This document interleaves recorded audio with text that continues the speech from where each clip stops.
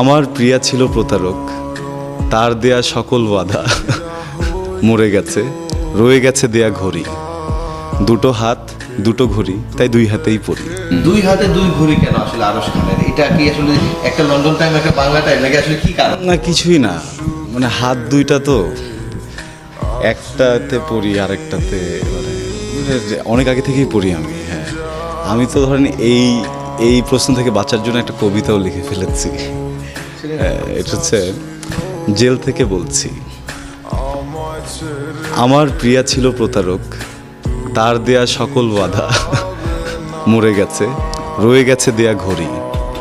দুটো হাত দুটো ঘড়ি, তাই দুই হাতেই পড়ি। এই কবিতার সাথে অবশ্যই কোনো না কোনো কানেক্টিং আমরা হয়তো কোথাও না কোথাও আছে, আমরা সেটা জানি না। কোনো কানেকশন নাই, জাস্ট মন চাইলো একটা লিখে দিলাম।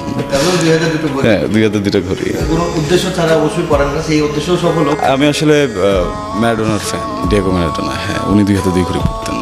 হ্যাঁ, এইটা রেখে ধরেন একটু ইন্টারেস্টিং করার জন্য মাঝে মধ্যে এই কবিতা লিখে একটা ধাঁধা ক্রিয়েট করে দেয়।